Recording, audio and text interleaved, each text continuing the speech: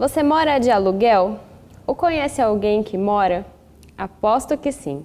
Então, e você sabe seus direitos e deveres quanto inquilino? Hoje a gente se informa um pouco mais sobre isso no Conexão OAB, com o advogado Luciano Marins Minharro. Tudo bom, Luciano? Tudo bem, obrigado. É um prazer estar aqui com vocês. E hoje então vamos tirar algumas dúvidas. E me conta, existe a lei do inquilinato, é isso? Então, que ela regula esses possíveis perrengues quando o assunto é aluguel? Sim, a Lei 8.245, vou até confirmar aqui, é a lei que regula os contratos de locação. Ela é muito importante que tanto o locador, que é o proprietário do imóvel, quanto o inquilino, que é o locatário, sejam cientes dos seus direitos e deveres. Nessa lei está contido todos os seus direitos e todos os seus deveres, tanto do locador quanto do locatário. E na sua experiência como advogado nessa área e tudo mais, você vê que geralmente quem tem mais dúvida é o inquilino ou é o proprietário do imóvel que está alugando esse imóvel? Geralmente, o proprietário do imóvel ele já está mais acostumado com a situação. Muitas vezes o inquilino é a primeira vez que ele vem buscar a locação. Às vezes ele está saindo da casa da mãe, ele é jovem, ou tinha um imóvel e agora está procurando um imóvel melhor e optou, está mudando de cidade. Então, em tese, é sempre o inquilino que tem a maior dúvida. E outra situação também é quem não está assessorado. Muitas vezes o proprietário do imóvel ele é assessorado tanto por um corretor de imóveis ou por um advogado. Então é muito importante você ser assessorado por um profissional ou corretor ou um advogado. Como a gente falou desses direitos e deveres, bom esclarecer, ficar informado. Então, começando do começo, na hora do contrato do aluguel. Então, na hora de assinar, fechar esse contrato, quais são os pontos mais importantes que a gente tem que se atentar? Sim, no primeiro momento a partir do momento que você fez a escolha do imóvel, inicia-se a negociação. Tá? Passada essa fase da negociação, é interessante você ter algumas coisas do contrato. Os prazos, multas, juros e a forma que o proprietário quer fazer esse contrato. Se ele vai pedir uma garantia, um fiador, uma caução, alguma coisa desse tipo. E a vistoria de entrega de chave, isso é muito importante. Essa vistoria ela deve ser bem feita, porque no final do contrato ela será muito importante caso tenha algum problema com isso. E, na verdade, então, o que regula muito essa negociação é o contrato. O que está no contrato, tudo bem. Se depois chega no momento que, não era bem isso, mas estava no contrato. Sim, exato. E a lei, ela especifica algumas coisas que é obrigatório estar nesse contrato? Tem coisa que não pode mudar ou fica bastante a cargo dessa negociação entre inquilino e proprietário? Sim, a lei ela deixa bem claro alguns deveres e direitos tanto do proprietário como do inquilino, como eu disse anteriormente. Só que tudo isso, a lei ela não estipula qual seria a multa, qual seria os juros que vai ficar. Isso é livre escolha, o prazo do contrato, isso é livre escolha entre o locador e o locatário, o proprietário e o inquilino. Ou seja, contrato muito importante, prestar atenção. Sim, e é muito importante que você tire todas as dúvidas quando você for fazer um contrato. Tá.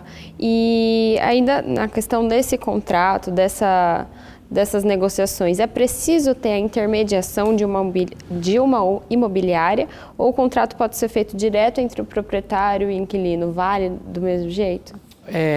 Não é necessário que o contrato ele seja feito através de uma imobiliária, através de um corretor de imóveis, feito por um advogado, tá? Ele é muito importante, qualquer contrato é muito importante que seja feito por um advogado, tá? É o profissional capacitado que entende de contrato. Porém, um contrato administrado por um profissional da corretagem, ele tende a ter uma efetividade muito maior, ele tende a dar menos problemas, tá? Tanto para o inquilino quanto para o proprietário. Senão pode virar aquele contrato que a gente chama de gaveta, né, também. Sim, o contrato de gaveta ele é muito utilizado na compra e venda de imóveis, que eram os imóveis financiados pelos antigos financiamentos, financiamento de Coab. Então, todos os contratos de locação, é muito raro você ver um contrato de locação ele sendo averbado no cartório de registro de imóveis, averbado na matrícula do imóvel. Isso daí a gente vai entrar num ponto nos deveres e direitos do inquilino, que tem uma importância se averbar esse contrato. Só que devido ao preço, ao custo disso daí, muitas vezes eles não são averbados. Entendi. E a gente citou já que a lei estipula esses direitos e deveres, mas também deixa outras coisas mais flexíveis, mais a cargo dos contratos e do inquilino e do proprietário.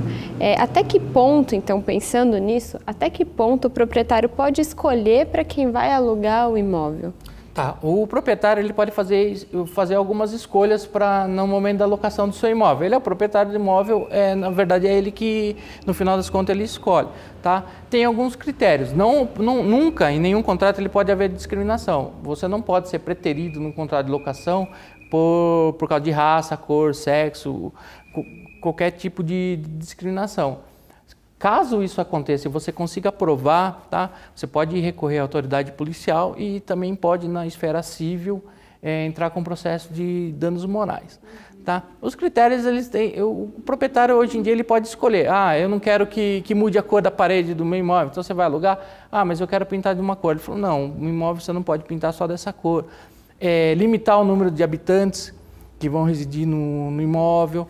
E outra questão muito importante é a questão dos animais, né, dos pets. Tá? O proprietário ele pode, tá, dizer se quer ou não que você tenha um cachorro no imóvel dele. Tá? Agora, para imóveis em condomínio, que hoje está muito comum, os condomínios eles não podem restringir animais na dependência comum. Tá? Cabe ao proprietário do imóvel, no momento da locação, ele dizer se quer ou não que você tenha cachorro. E no caso, né, que o cachorro é o pet mais comum de todos, né? E no caso, se você tiver um cachorro e avisar ele, ele pode te preterir em virtude de um outro que não tenha. E isso é um tipo de coisa que vai no contrato também? Sim, isso é estipulado através de uma cláusula.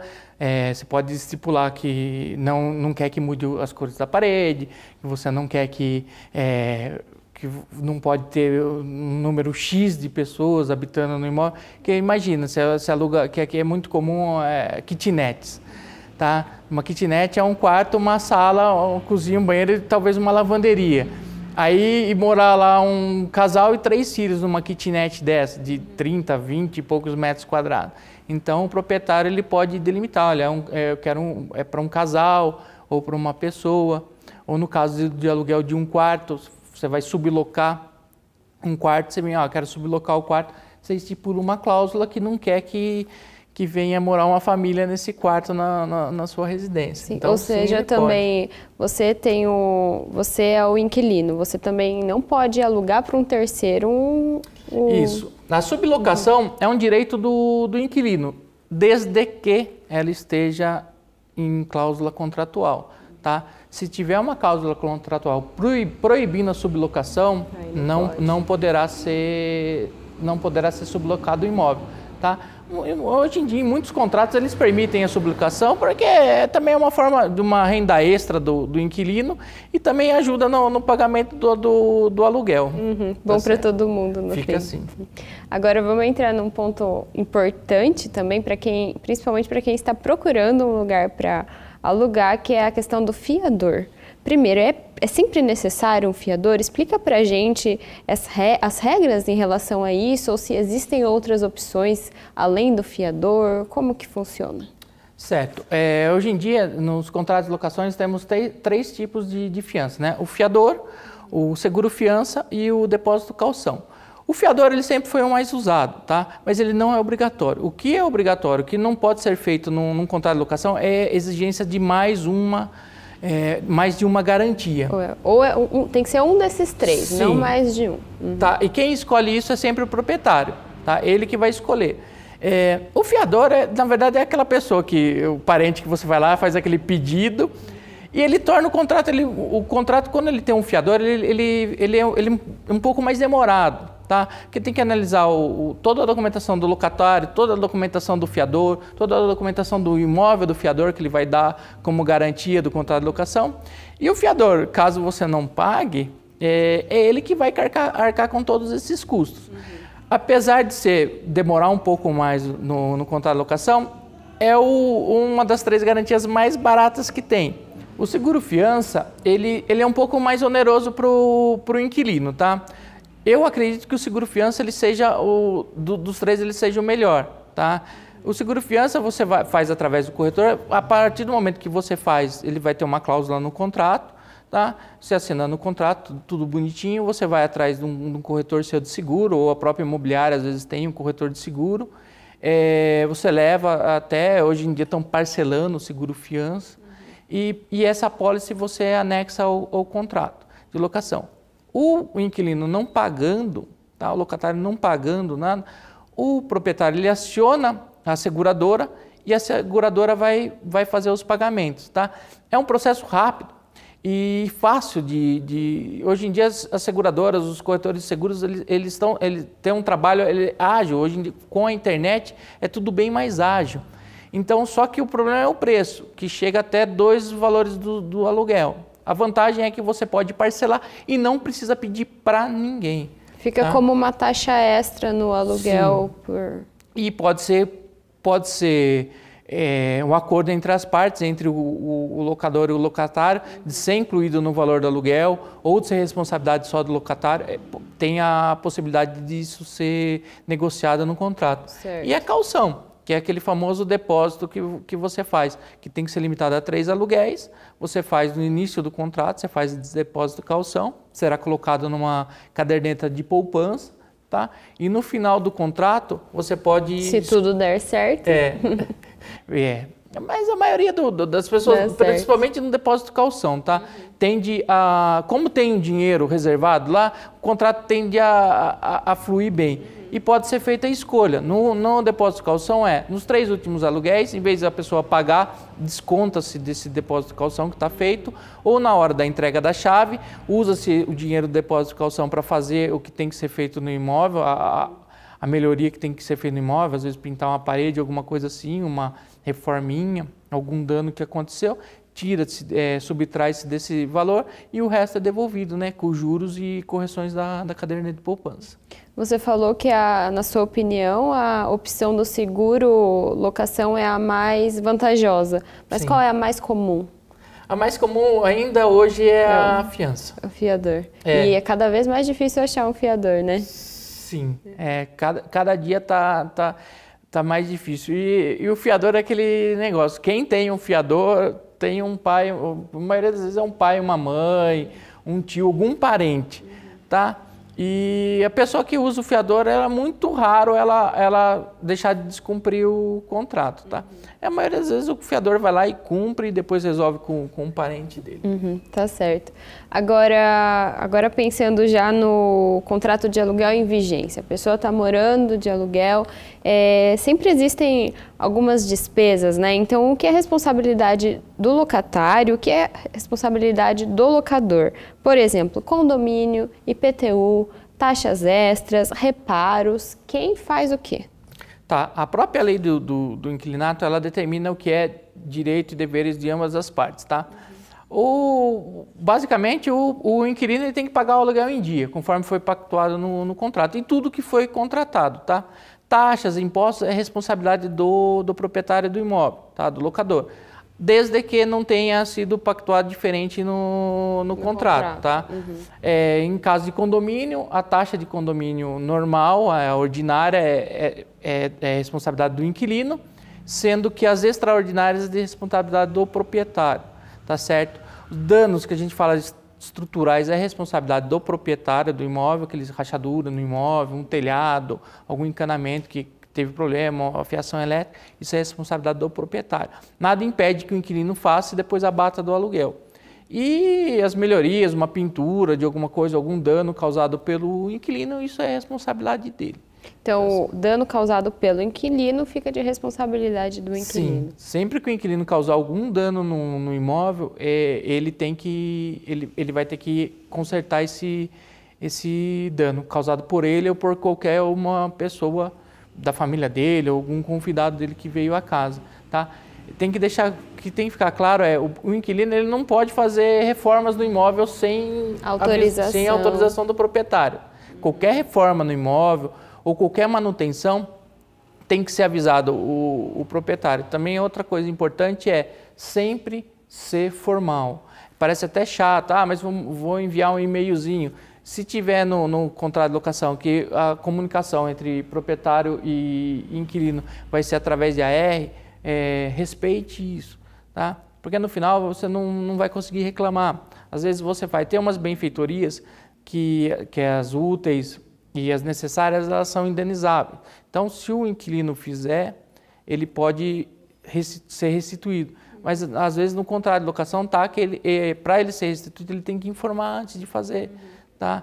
E tem as voluptuárias que chamam, que é as melhorias construção de um lago, uma jardinagem no imóvel, essa não é indenizada.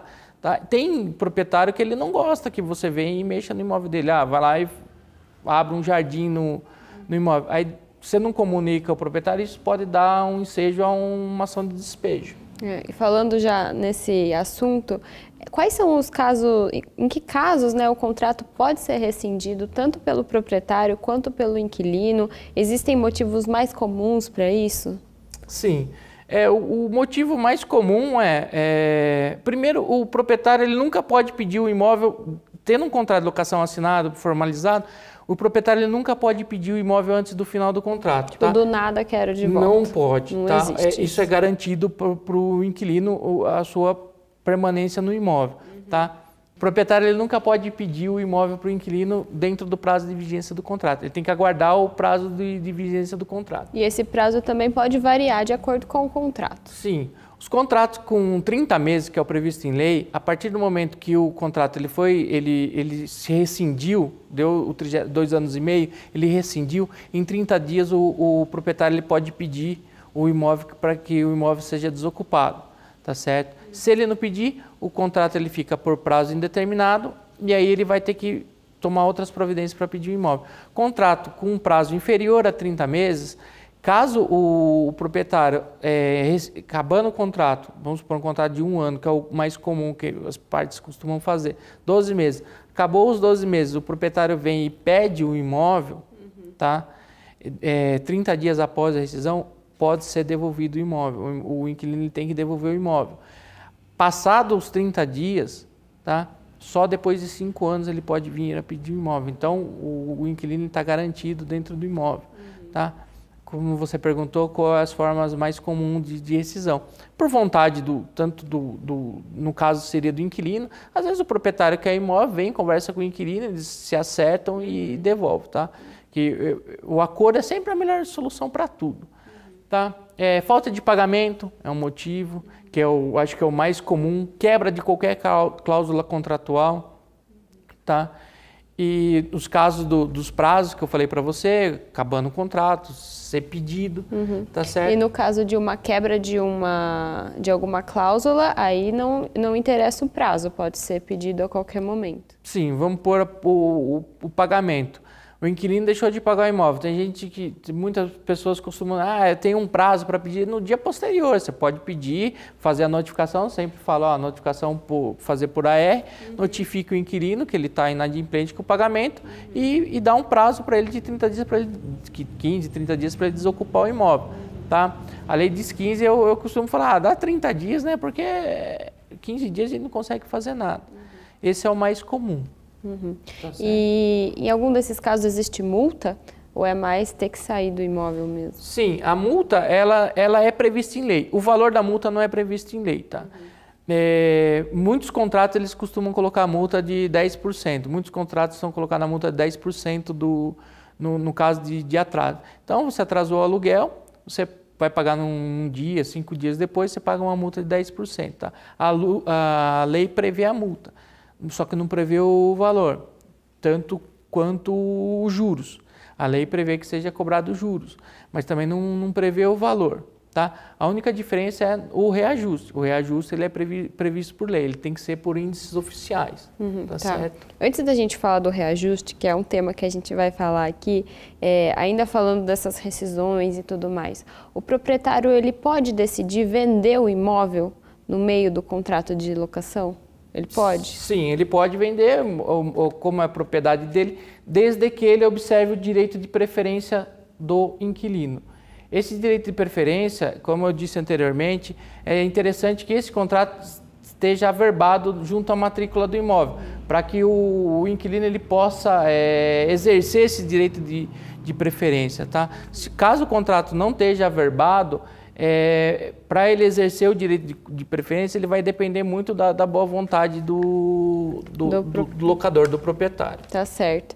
E agora, para terminar um pouco o que pode acontecer de errado aí durante essa vigência da locação, mas é uma curiosidade mesmo, é comum ocorrerem despejos ou isso é uma coisa que a gente vê mais na TV do que na realidade? Sim, é comum. Existem várias ações de despejo, tá? Isso, infelizmente, ainda a maioria é por inadimplência, tá? Hoje, com o mercado de trabalho está muito volátil, as pessoas hoje em dia estão perdendo o emprego muito fácil, tá? E às vezes se assume o compromisso de pagar um X de aluguel.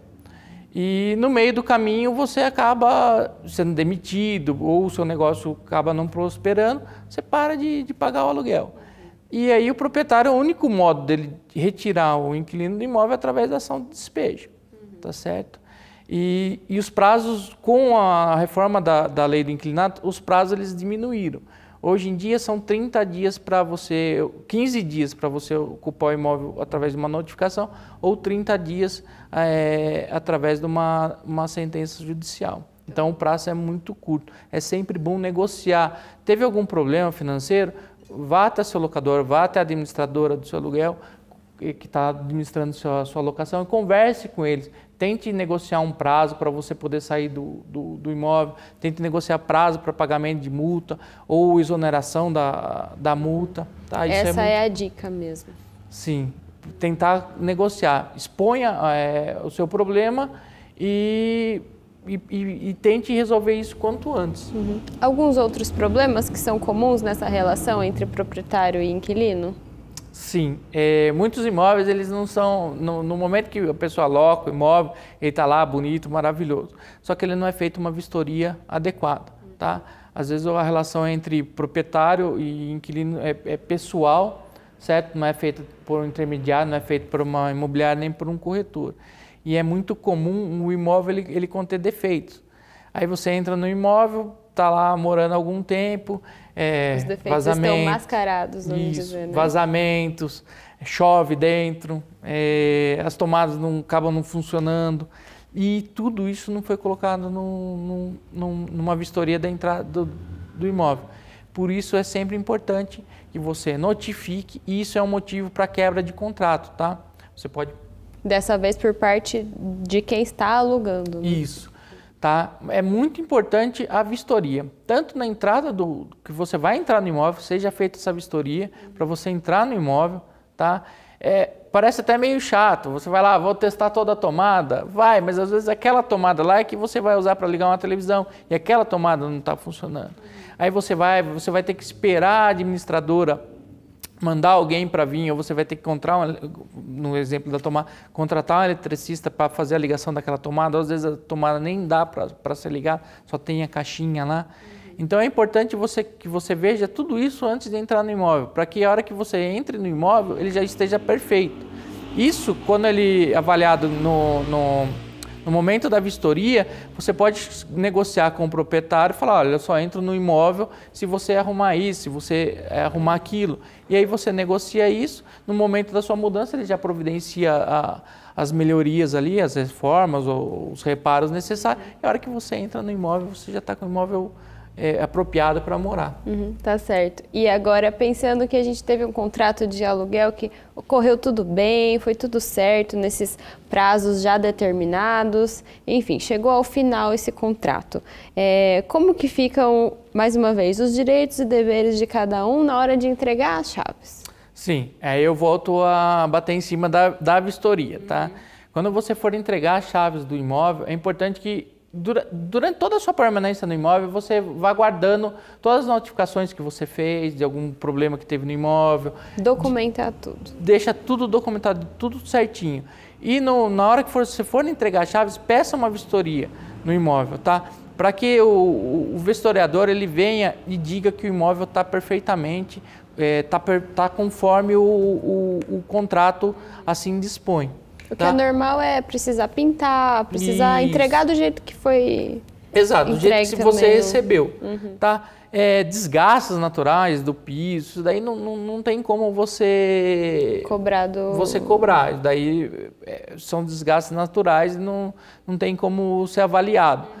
Mas é importante que isso seja colocado no contrato, para que depois que você vem e entregue, muitas pessoas entregam a chave, pagam a taxa do aluguel lá, pagam tudo que tinha que pagar e saem do imóvel. Depois de uns 15 dias vem lá a cartinha falando, olha, tem uma taxinha de pintura aqui, tem uma taxinha de alguma coisa, e aí ele tem que fica desesperado, porque às vezes você não conta, o seu orçamento não estava conta. Prevendo. Exato. Então ficar esperto com essas taxas e tudo que está sendo estipulado que vai ser a sua obrigação. Exija a vistoria de entrega de chave. Tá. E só para a gente dizer que não falou disso, também a questão das taxas e reajustes de valores, né? Existem regras para esse reajuste? Esse reajuste, sim. Sim. O reajuste de aluguel ele não pode ser nunca numa periodicidade inferior a 12 meses. A lei determina que seja feita de 12 em 12 meses.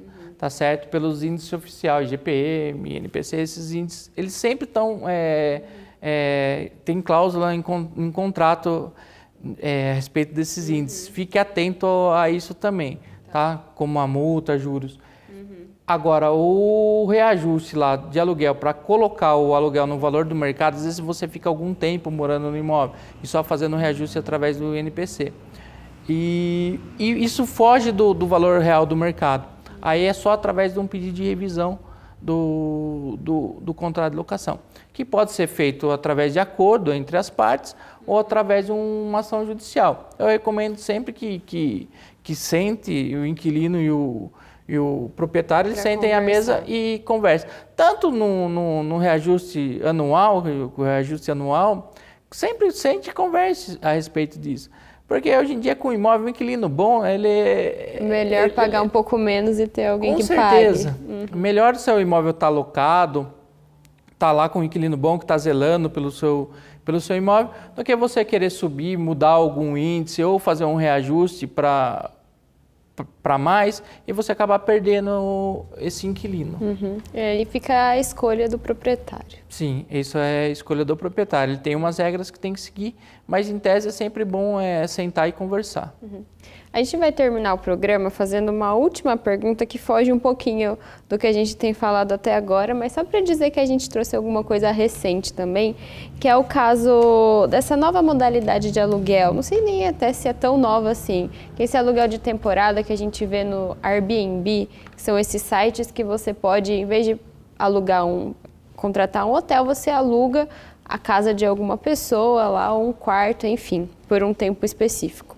Então, primeiro, existe alguma regra para isso? E tanto para quem quer alugar o seu próprio espaço e para quem está procurando esse espaço, tem alguma coisa que é importante ficar esperto? Você pode explicar um pouquinho para a gente? O Airbnb. Isso entre outros sites, né? Sim, especificamente isso daí é contrato de acomodação, tá? Eles são previstos pelo Código de Defesa do Consumidor, não pela lei do inquilinato. Apesar de ser um tipo de espécie de locação, eles são mais como uma acomodação, como um hotel, né, uma pousada, do que como um contrato de locação. O contrato de locação de temporada ele é previsto na lei, tá? E é até 90 dias que é feito. E é a única modalidade que pode ser exigida o pagamento antecipado dos aluguéis, que é o contrato por temporada. Ainda dos apps, aí, eles são muito interessantes, que eles estão modificando. Tem um outro app que é um site, que é o Quinto Andar. É um site de locação. Ele é uma plataforma totalmente digital. Aqui em Botucatu não tem nenhum imóvel cadastrado. Eu vi hoje, não tem nenhum imóvel cadastrado. Você entra no site, tem os valores lá, tudo, todas as taxas vão ser inclusas, é tudo discriminadinho, fotos excelentes do imóvel. Você entra lá e faz tudo digital, você manda a sua documentação, você envia a sua proposta de locação, tudo através do site. A intermediação pessoal, ela é feita no momento da visita, que é feita por um corretor de imóveis. Isso eu tenho certeza que é feita por um corretor de imóveis credenciado. Você vai lá, visita o imóvel para você ver onde ele é. O resto tudo é feito através de aplicativo. E o contrato ele é assinado digitalmente, mas aí é conforme a lei do inquilinato, tá? Ele cumpre as regras da lei. Mas que é a vantagem que diz o site, que você não precisa de fiador, seguro fiança, nem caução. Eliminou todos. Ele eliminou tudo. É feita uma avaliação do seu perfil. Você manda seu olerite, seus ganhos, tudo pro site lá, uma pessoa, não sei se é um corretor ou alguma coisa. Ou às vezes até um sistema, né? Sim, ele vai fazer toda a análise da documentação, aceitando a sua proposta, o proprietário aceitando a sua proposta, eles já rodam um contrato e o contrato passa a ser vigente. Não tem mais aquele, vamos sentar no escritório, vamos tomar um café, tá eliminando tudo isso. Então são as novas tendências, né? Sim, os apps de acomodações, de quartos, essas coisas, você perguntou do que tem que ser observado. Tem que ficar atento, eu já cheguei a usar esse Airbnb. Meio complicado o nome, né? Eu cheguei a usar esse aplicativo. Tá? No final das contas era tudo aquilo que estava descrito lá, o pagamento foi tudo facilitado. O que tem que ficar atento ficar atento com as ofertas milagrosas. E para você que quer fazer parte do app, você tem que ver primeiro a lei de zoneamento do seu imóvel no município, se ela aceita ou não. Você precisa ser regulamentado junto ao seu município. Entre no site, eu olhei lá, ele explica todos os passos para você, tanto para você fazer o uso do aplicativo, como para você cadastrar seu imóvel no aplicativo. Ficar atento com quem você vai colocar dentro da sua casa também, eu acredito que seja muito importante. Tá certo? Ficam algumas dicas para essas novidades e alguma outra dica final sobre tudo que a gente falou hoje, para quem está querendo alugar e está aí com essas dúvidas? Bom, se você tiver alguma dúvida no momento de assinar um contrato de locação, não assine. Questione o proprietário ou o corretor de imóveis, procure um advogado. O advogado, ele é a pessoa capacitada para sanar todas as suas dúvidas. Pegue uma cópia do contrato e vá até um advogado de sua confiança. Assim você vai garantir que o contrato seja feito da forma que você pretende que seja. E assim mais fácil para cumpri-lo. Informação é fundamental. Exato. Muito obrigada, Luciano. Esse foi o nosso Conexão OAB falando de aluguel. Esse vídeo fica na programação da TV Câmara por pelo menos 15 dias, mas você também o encontra no nosso canal do YouTube. Obrigada, espero que você tenha tirado as suas dúvidas e até a próxima.